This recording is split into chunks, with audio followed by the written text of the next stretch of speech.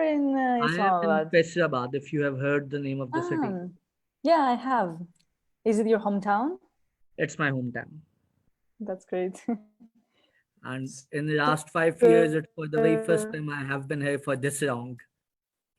sorry, for the last 5 years? It, it's after so long that I have been in my hometown for this long. Thank you to the lockdown. Because normally, where are you? So normally I'm mostly traveling. From last almost 8 months, I have been traveling to and fro to Islamabad and KPK because I was doing a project in KPK. And my last three engagements are with KPK, and one of them is with Sindh. So it's between Sindh and KPK. So tell me a little bit more of the interesting things that you're doing. I was seeing at your bio, and it seems to be quite involved in several different things. So tell me a little bit more about them. So I do multiple different things. To start off with, I am running a digital agency that we call most of the time it's a creative space, which is in Faisabad. It's one of the reasons that brings me back to my hometown. It's a digital agency. It's a creative space How with is the that? name What's of the name? Ascole. Ascol. It's Okay. Askollay. So we normally call it a scholar because it's the name of the last village of Pakistan, or the Okay. first village when you enter from the north. And most of the people in subcontinent believe that knowledge always comes from upside down. So because we Okay. work with training and development, so a spiritual perspective to it was this. Other than that, I am working as director programs for one of our companies, which is Concepts Unlimited. And in that particular company, we work with development sector. Right now, our projects are with UNDP. We are working on 3 different projects with the UNDP, and one of our project is with British High Commission.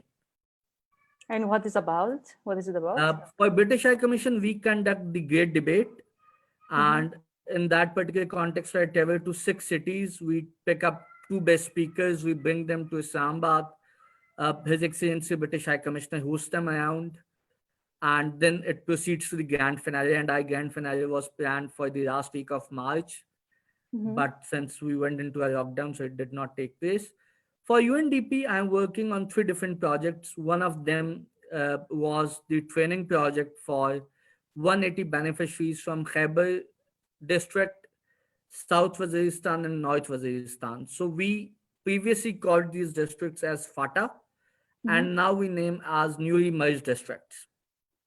So we at Concepts Unlimited trained 180 beneficiaries, 182 to be precise, out of which 105 was given the grant to start their businesses, out of which 60 were women from Khyber, and it's for the very first time that they came out.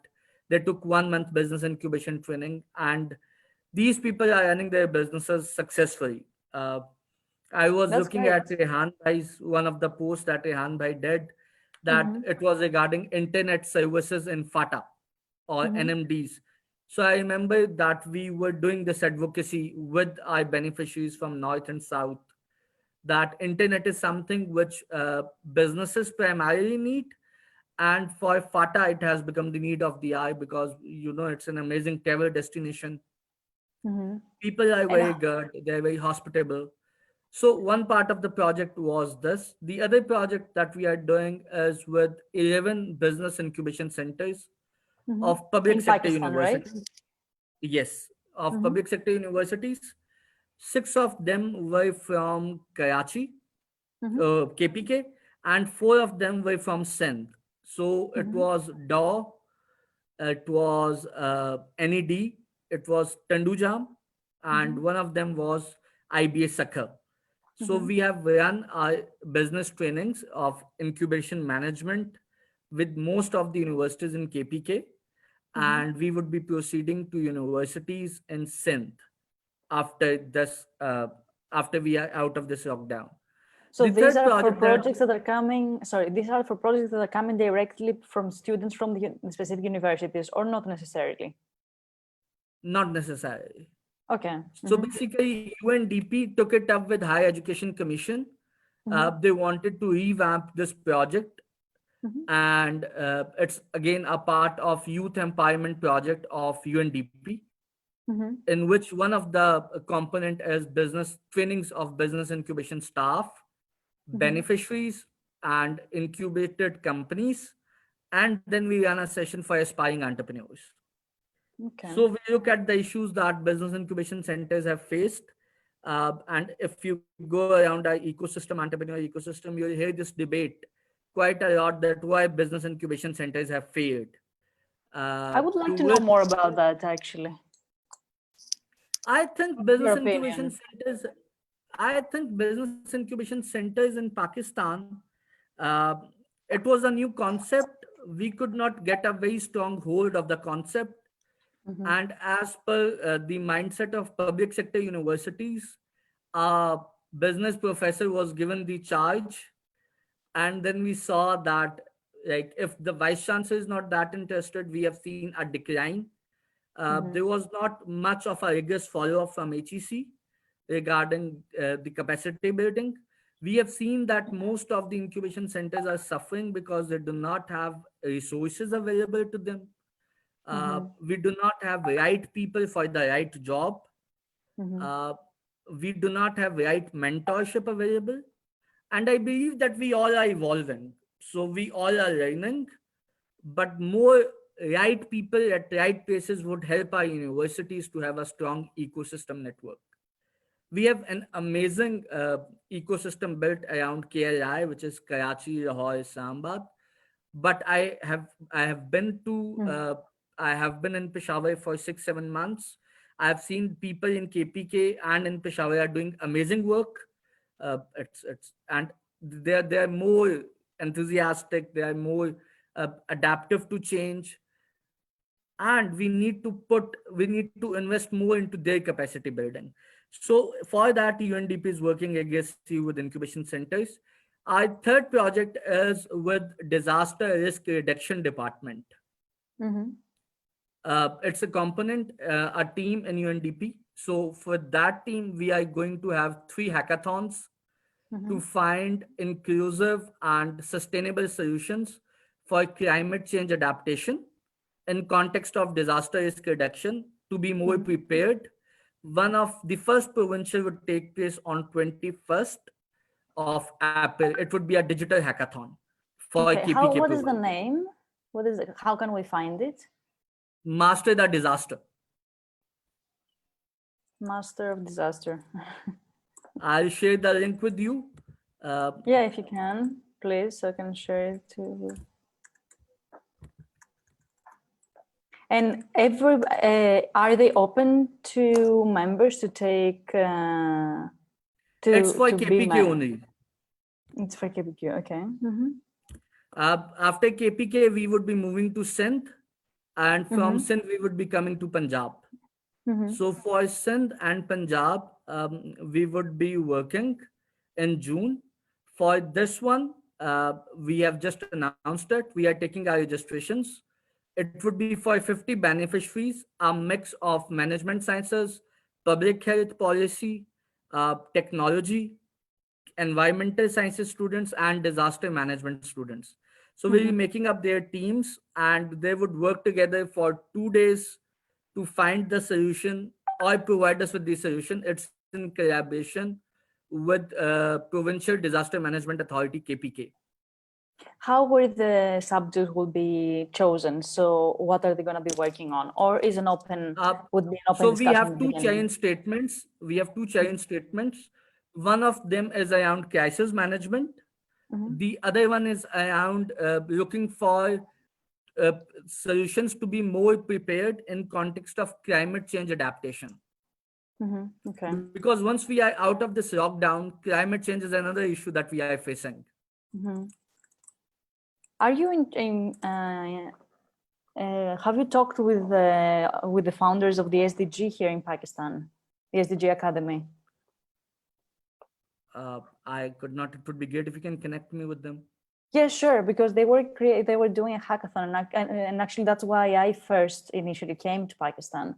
They were doing about the SDGs, so the Sustainable Development Goals, And I know that they have gathered quite a lot of interesting mentors and also material. I will put you in contact with them. Perfect. Uh, and we would be taking them on board as well. For now, we are looking up at the mentors. Since it's a digital hackathon, so Mm-hmm. we are ourselves learning and we are looking at the possible solutions that we are going to do. We are looking at right mentors so we are looking for mentors in three different domains. Mm-hmm. One of them is business. So scaling, impact, sustainability, these Mm-hmm. things are in context of business. Then we are looking for things in technology, that how they can incorporate technology. It can be an app, it can be a platform or anything. And the third context is subject experts. So we are looking for the subject experts in curative side, for crisis management of COVID-19. So Mm-hmm. for second challenge statement, we have struck ourselves with COVID-19. Mm-hmm. And Okay. this particular hackathon that we are taking it up, it's in collaboration with KP, PDMA, it's WFP, it's FAO, Food and Agriculture Organization of the UN agency, UK Aid, and it's implemented by Concepts Unlimited, and it's initiated by UNDP, the DRI office, Disaster Risk So, Reduction Team. so by now, which kind of projects do you see to have more success in Pakistan by now, and what do you think will happen after we are out of the lockdown? I personally feel that the lockdown is also like it's a crisis for all of us, but we have seen that uh, many of us can work from home, many of us can be productive. Mm-hmm. Technology would become an essential part of it, it would become an essential part of our businesses. Uh, Secondly, we need to realize that each province, each Mm-hmm. locality has different issues. We cannot generalize it. Mm-hmm. We need to come with indigenous solutions for local issues, right? Mm-hmm. So when you move into newly merged district, they have more uh, clothing startups. People are more into stitching clothes. People are more into mobile learning, Mm-hmm. mobile softwares. There are very few academies that are working in tourism. Is one of the untapped market in south and north Waziristan, and trust me, it's one of the most beautiful sites to be in. Mm-hmm. When we come to Punjab, we see that technology startups are growing and accelerating. Mm-hmm. For KLI, uh, my hometown, we used to call it textile capital of Pakistan. Mm-hmm. We have amazing textile industries that are contributing towards almost half of the export growth of textile, or even more than that. I do not have exact statistics. So we at this part we are into textiles. When we move towards south part, it's pottery, it's handicrafts. So each Mm-hmm. area has different signature elements which needs to be commercialized, and we see that more into, if we invest more into their capacity, if we have more SMEs, if we invest in right startups, Mm-hmm. that can change the entire ecosystem altogether. Uh, and I think in the last decade we have improved. Mm-hmm. We are making mistakes, we are learning, but uh, the curve is growing. It's an exponential increase. What do you feel that is still And missing I for remember, this growth to be higher? yes, What is still missing. And I remember it's replication. still missing? Aliki, it's replication. So there was a project that HEC was doing in tenure of Dr. Mukhtar, where we were mapping all the OREX and Mm-hmm. startups. So we realized one thing, that if you find a startup in a public sector university in Lahore or Punjab, you will find the same startup idea in Balochistan. Right? If Mm-hmm. you would find a online subsidy shop in one of the startups in one of the provinces, you definitely find the same idea in a Mm-hmm. different. And I feel it's not wrong, right? If you have a market, you can enter the market. If there's opportunity, you should do it, right? uh, I was listening to one of we have one of the very good mentors, and he of national desk for, and he was talking. that we think that we have a lot of restaurant, but our hospitality industry is still Mhm. untapped. Mhm. There is Yeah. a huge market gap. So we Mhm. need to bring in, now that we have realized that home delivery and takeaway should have been an essential part of the business. All those utility stores, all those grocery shops, all those medical stores, all those ETs, which were providing the service, they did not suffer that much of a hit of COVID-19. Mhm. Yeah, totally. So And I was it's a surprised time that we, actually. I was surprised that there was not more delivery options, as there is the mentality of uh, like home workers in Pakistan. So it would be very easy for them to kind of increase their income by implementing in their services also pickup delivery. Like, so as they are coming into the house in the morning anyhow, they can just do an additional service somehow, like just invent something, because exactly, it's that is already my point. happening And practically. I feel that we need to give this credit to Food Panda or Cheetah or Eat Mubarak, that uh, they have become an example that people have started opting to it. You know, Mhm. uh, we are into a time where you have to provide a platform. Like, it's a Yeah. collaborative economy. You need to Mhm. provide a platform. You need to connect the demand and the supply, and you need to play a role of mediator. So Food Panda, Cheetah, Eat Mubarak, they have given people a perspective that yes, this needs to be an essential. Mhm. Secondly, we always invested into infrastructure. We Mhm. hardly invested into services. Okay. Uh, Why do you and think is I that? feel that it's not because we feel happy and more productive when we see that, okay, I have this physical thing that I can look at or I can touch. Mhm. I can be wrong, but it's my very opinion. That's my mindset. Like, someone was telling me that telemedicine is great, and I was telling that, okay, but people want to go to doctor. It's a complete exercise for them. Getting ready, going out, sitting in a clinic, looking at the doctor. The moment he touches your hand, okay, so this is an experience that you're looking at, and he'll give you the same medicine that you wanted back home. Yeah, Same of is the course. case with if you invest in a car, you can see a car, right? Yeah. But when it's Mhm. a virtual investment, we are not that much, you know, at peace in our heart. So it's mostly about mindset. And again, we in Pakistan we are at a concurrent position, right? A it's a point where our lines have crossed between youth and age. So our older generation did not believe much into technology disruption. We Mhm. have a very strong faith in technology, right? Mhm. So millennials and the generations which would be coming our way, they'll be more adaptive to change. For Of course. us, it's a tougher window. We need to justify ourselves. We need to prove things to our generation, and then we need to prove the things to our elder generation as well. So it's most of the time Mhm. we are spending in proving things and less productivity.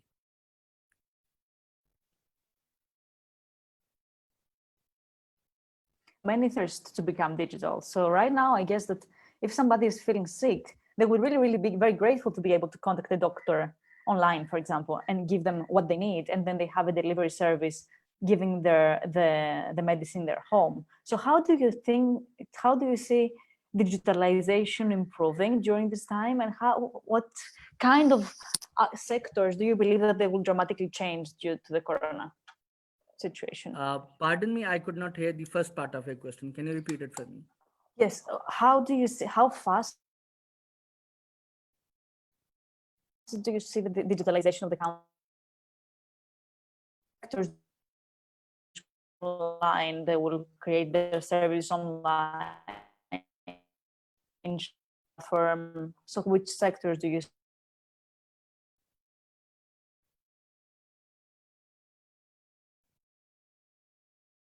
How fast? So digitalization? if I got it right, you Okay. are asking Mhm. me how fast do you think will adapt to digitalization, and in which Yeah. sector? And also how fast the digitalization itself will happen, because that's also, I feel this is also a gap, you know, like you have to have the services to get adapted to them also. I think we are pretty much there. Mm-hmm. COVID-19 would prove to be very essential that people have realized that the need is there, right? Mm-hmm. So our educational system have realized that they need to have a, an LMS with provision to support distant education, right? Mm-hmm. That carries a lot of chunk. Our restaurants have realized that they need to give home delivery and they need to have a digital presence. Uh, Mm-hmm. our real estate is not that relevant to this project, but Zameen.com and other platforms are already there. So the people would realize that okay, if we cut the property dealers out, we have a digital platform where we can look for the properties, right? Mm-hmm. Uh, for telemedicine, I have seen major public sector universities. So I have seen Khyber Medical University. I have seen University of Health Sciences in Lahore. I have seen Dow University in Karachi. So they have set up the provision for Mm-hmm. telemedicine. Now we had Sehat Kaiwan before that. We had Sehat Kahani before that. We had startups working on telemedicine from last 2 years, but they were the need was not there. The people could Yeah. not establish that need. But in this time, they have realized. And again, there is one module which is mental health that have been ignored. Mm-hmm. And this is So, a subject that's very interesting for me because I think it's one of our basic problems for many right? other, for poverty, for not being able to thrive, for all of the mental health is a very basic problem. Okay, so I feel that we are sitting in a time where we are out of COVID 19, right? Mm-hmm. So, you and me, we are beyond time and space, and we are out of COVID 19, and everything has settled. Now we need to see what damages have been done. Yeah. Now we would have to realize that what we have lost. So economic turmoil is there. Companies are laying off their employees. Mm-hmm. People are losing their job. Mm-hmm. On psychological side, we have seen that what are the losses that we have suffered. Uh, we have been into a place where we could not see people out there. Mm-hmm. Uh, it's for the positive side, we have reconnected to our families. For the Yes. positive side, the earth has claimed its space back. For Mm-hmm. the positive side, nature has reclaimed its essential share. Yeah. But on the other side, now we have realized that there is something that is called vibe as well. There is Mm-hmm. something that is called energy aura as well. There is something that is called mental health as well. There is something where we have realized that it's so important that gratitude needs to be there.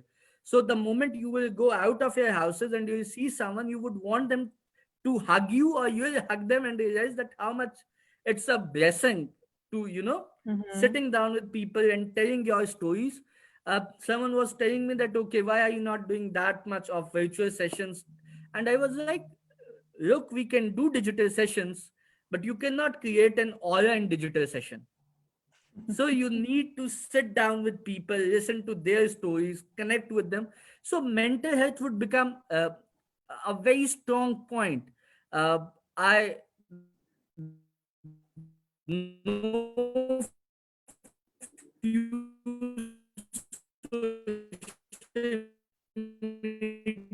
media pages Oh, we don't that hear you very are well.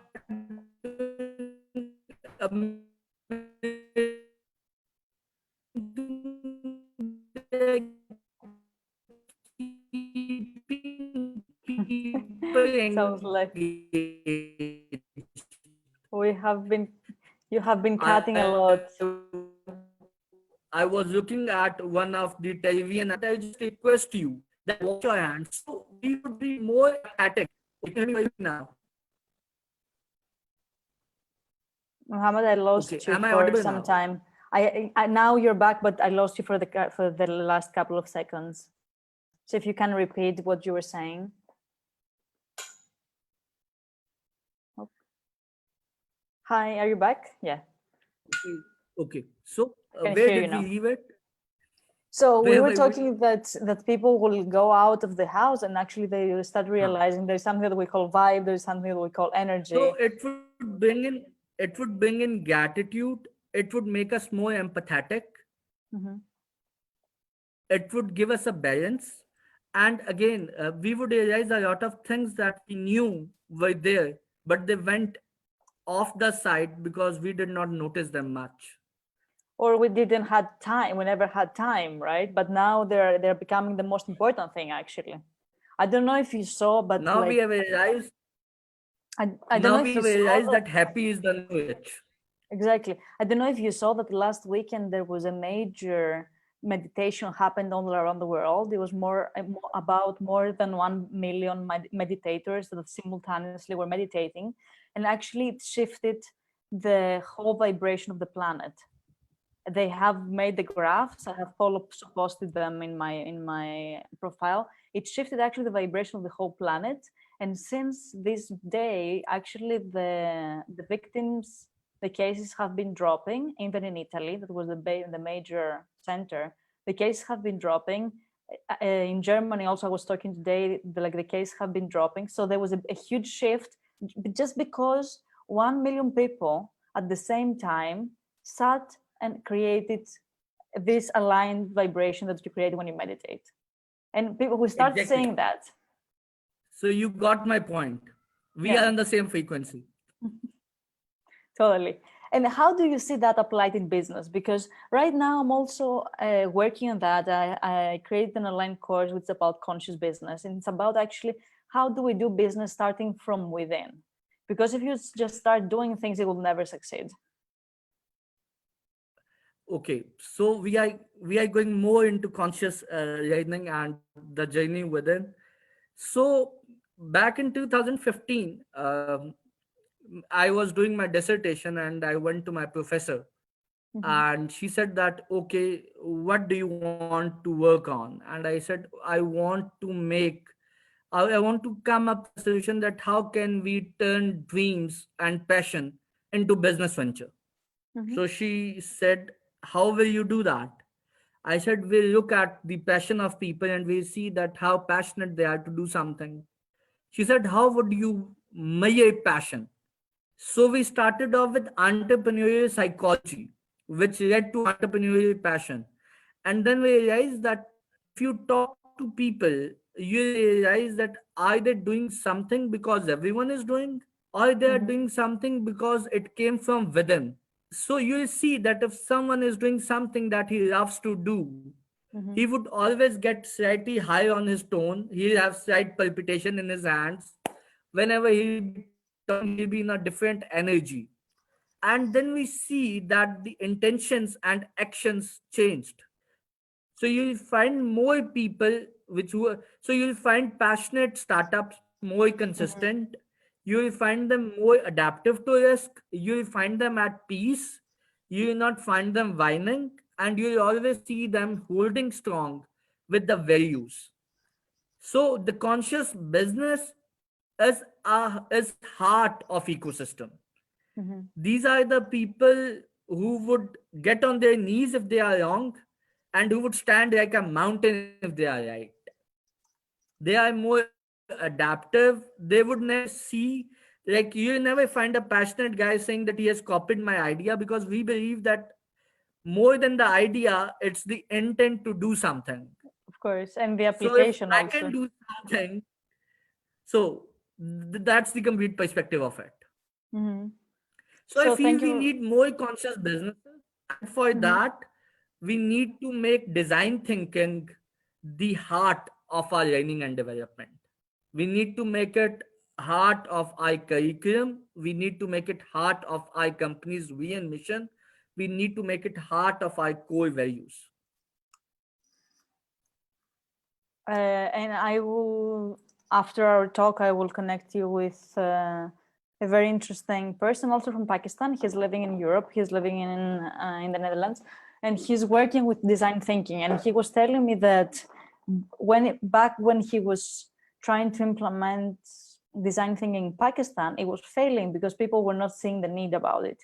But I think that right now this balance is changing, actually, and we will radically go more into understanding why we need to start this business, because there's going to be so many people starting business that you very precisely need to know your own reasons. how can we help people to define better uh, their own reasons? Like how is it working here in Pakistan? Are there specific programs that help entrepreneurs to understand how is the system, or is it just not existing? Okay, so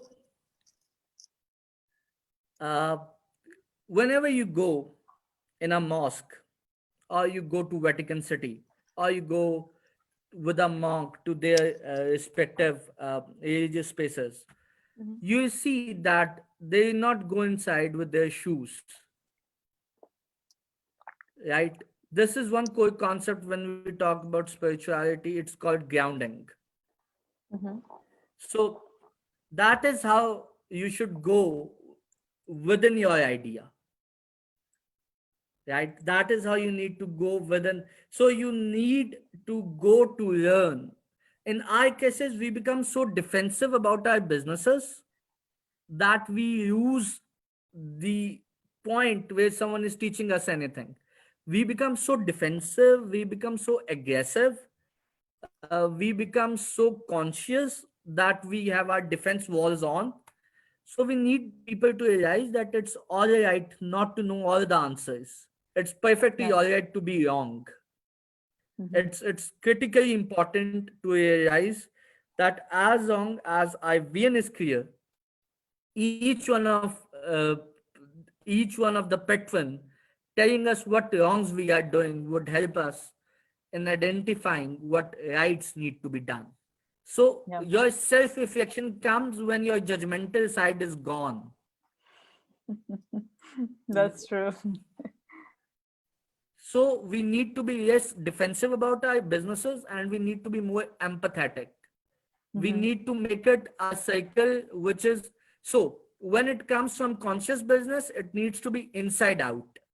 When it needs to be about customer design, it needs to be outside in. Mhm. So the values should come from inside out. The way to do business, the experience of business, that should come from outside in. That would create a good balance.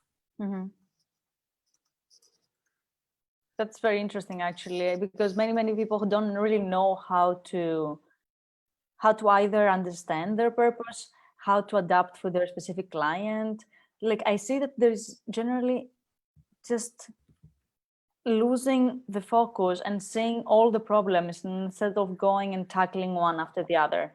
And most of it is just don't know from where to start. So I was getting in a question, for example, yesterday from one of the students, that he has several different projects, and his projects, um, they are not failing, but they're not progressing quite well. So as fast as he would like. And he was unable to understand why.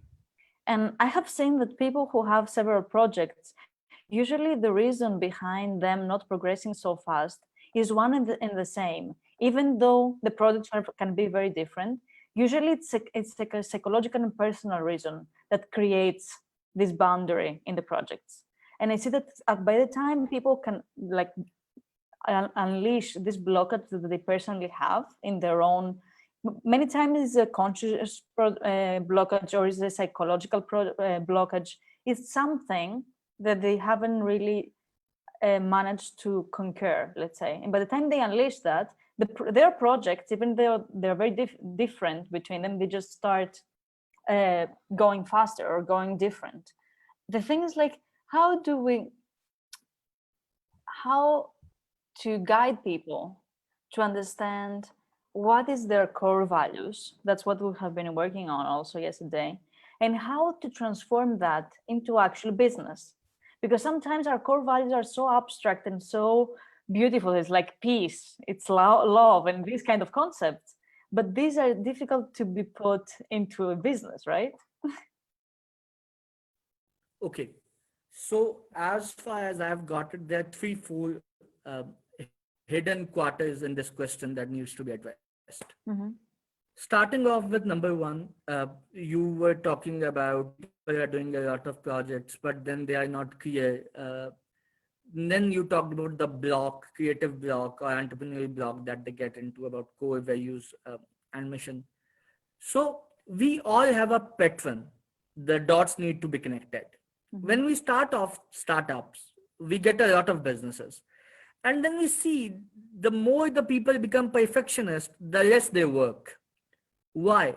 Because then they realize that the equal time that they spend in an idea or a business should be equal to the time that they invest in reflection. Mm-hmm. They need to reflect, they need to work on their mental health, they need to get the energy. So, as down the line, the more you become mature, the more you start investing in yourself. So, that is one part of the question. Number two, I feel that we should not go to people and tell them that what is wrong with their core values or how generic their core values are or how specific they need to be and how their core values should transcript into the behavior and then they should be transcript into the outcome of a company. So, Mm-hmm. how it goes, your VN mission would define your values. Your values should be communicated through your behavior, and that needs to be reflected by your outcomes. Mm-hmm. So, if your VN mission is peace, love, and then you are giving people upside down, there is something fundamentally wrong. So, you need to be realistic that it's not about fancy word. You will not win an Oscar for your company statement. You will not get an Oscar for or a copy script award for your VN mission statement, but it needs to come from within. No one can come up to and write you. So most of the startups pay people to write their company VN mission statement, right? Or people sitting on, they, they, they write it. So number one is we need to stop going to them. When someone is ready, they come themselves. And Yep. when someone comes themselves, they realize that how important it is. When a student is ready, the teacher appears. So the That's student needs completely to be right. ready. Mm-hmm. And then So that's the exactly the need, point. We have to prepare ourselves.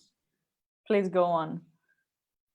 so that is pretty much of it that we are looking at. And then we need to sit down with them. Like startups are more of a therapy. When you are setting the foundation, you need to realize what Mm-hmm. rights you need to do. And the more you invest in the outline and structure, the better you would perform. Mm-hmm. And again, everyone, so I used to say, I mostly say that everyone has their own truth. हर आदमी का अपना होता है. So everyone has their own truth, everyone has their own journey. My journey might be different, your journey might be different. You do not have to go on my journey because you do not realize the dynamics I had. I might be more privileged than you might be more privileged than I am. So it's different. What we need to look at is the learning outcomes. So the destination, the outcomes, and the stop by things, they are more important, and we need to work closely with them. So we need to define what outcomes are we looking at. And once we do that, we'll do pretty much good. We nail the journey. I like how you explain it, and it's exactly like that. Even if you, for example, you have an idea and about the problem that you want to solve, and you pass it off for me, and you tell me exactly what to do, it's not going to be the same because it's not my path. It's not going to be fulfilling enough. It's not going to be. I wouldn't have the energy or the interest. It's going to be just copying steps of somebody else, and that's completely different. And I feel that the most interesting thing about entrepreneurship is that you are getting faced with yourself and your actions and your decisions in every single step. When you're an employee, you can always say that somebody else was wrong, so that's why the company failed. But when it's your own business, you can never say that somebody else was wrong. Every single step was all of it you, and you can really see your progress. You can see how you are evolving inside the company. You can see how you are transforming inside the company. So I feel that one of the most interesting parts of becoming an entrepreneur is actually the path that will allow you to curve yourself into a different individual. How have you seen that happening in the people you're working with or in yourself? Uh, it's a very tough path. Uh, in my company, uh, I have this one power woman who has this who is primarily responsible to tell me what I do wrong. So she always come up to me and she says that this is wrong. This is not what our company is about. And she Okay. mostly says that you have made me a bad cop, but I realize that bad cops are very good for VN driven companies. These bad cops ensure that you stick around to things that we are looking at. Number one. Number two is that if it's my idea and I have conceived it, I would have better understanding to ensure that it's executed well. The Mm-hmm. people we go to are responsible to tell us that, okay, is it desirable? Is it viable? Is it feasible? Or they'll tell us that, okay, these are the do's and these are the don'ts, or these are the don't go areas, right? Mm-hmm. Because we go through a lot of transitions. The idea that we conceive is not exactly the thing that we see in execution. It's a completely different thing, right? And secondly, when we are emotionally or spiritually bound to something, things that attracts us would not attract you. So I was watching an interview of Shah Rukh Khan recently, and I loved something that he said. So he said that there are few scenes in my film that I loved, and I thought that I have outdone myself, that I have thought that I have performed brilliant. And whenever they were screened on a big screen, I used to look here and there to see that people have cherished them, and no one noticed it. And then there are scenes which were very mediocre and people loved them. And I was like, Mm-hmm. what was extraordinary? So when we are bound to certain things, we love them in a different way. Number two, you need to be very, very conscious uh, about mentorship. You cannot have a single mentor all your life. You need to have a different mentor for the different subject domain. They would help you, they would realize. And I have seen it in my life or in my course of action that we evolve. So there was a time when I realized that companies do not need physical offices. And then there was a Mm-hmm. time that I realized no, to have a proper environment, we need to have an office. There was a time when I thought that you do not need to have money to start an idea. And then there was a time when I Mm-hmm. realized that you need to invest in people. So we all evolve and we need to be more open and inclusive to our learning and development. We need to be more open towards the things that make me realize that what wrongs that I've done. And the more our entrepreneurs, the more our experts. And secondly, I would add one thing, that your experience is not a wild card entry for anything. I have seen people who are junior to me and they know way more than I know. Mm-hmm. And then there are people who are smarter than me. So you need to put your guards down and learn. At the end of the Absolutely. day, they are benefiting your company, they are Mm-hmm. benefiting your idea. And I think that's the And very the first moment you step of would become defensive understanding. Mm-hmm. is exactly. So you need to unlearn, learn, and relearn. So you need to sit with your guards down and then realize that what are you looking at in a broader perspective or a broader table. And it's all right to make mistakes. We all make. Of course, and I don't think there is. I'm hear the stories of the people who have been very successful in business. They have tons of stories that are actually failures. We just don't, never hear about them. And sometimes they say actually that they learn quite a lot, or even more, from the failures than from the successes. Because for some reason we remember more when we fail. It's really we start analyzing all the different steps that we do wrong, so we don't do it again. When somebody succeeds, we just continue doing it. So it's different types of learnings. And we all have to go very soon, but I would like to, if you have time this night, I would like to invite you as our guest speaker in my online course. It's about conscious business. And right now we're in the step that the students yesterday were identifying one problem that they want to solve and who is the audience for this problem. And I feel that right in this part, it would be very interesting to connect why they're doing what they're doing. That was their very first assignment, with the problem they have chosen and how they can connect that to the audience. So right now they will have like 3 dots and we will have to connect them together. So I would love you, if you have time. Exactly. If you have time tonight. Around when? Because it's at 9 o'clock Pakistan time. Okay. Most probably my wife would let me be free from kitchen by then. And I'll join you at 9. Hopefully. I will send you the link. It would be a pleasure to have you, because I feel that you can really allow them to understand how to do this connection so they can move forward.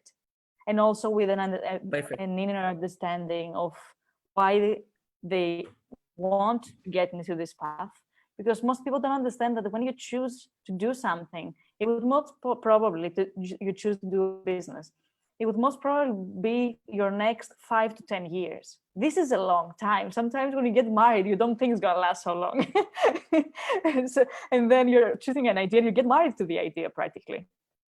And I think that consciousness is the heart of everything. If you are not alive at heart, you are not doing anything. So it would be a pleasure. I'll join you at 9. And as far as you were telling, I would like one comment that yes, most of the people fail, but for startups, you need to be right just for once. That's a very good closing line. And thank you so much for being here. I'll see you tonight. I'll send you the link. It was a pleasure to understand how incubators work here and how you see business, because I feel that we need to shift the way that we do business in order to be more agile, more adaptive. And I think you are in this path. Thank you so much for your time. It was a pleasure. Thank you so much. And see you tonight. Likewise, have a good night. The feeling I mutual. Bye.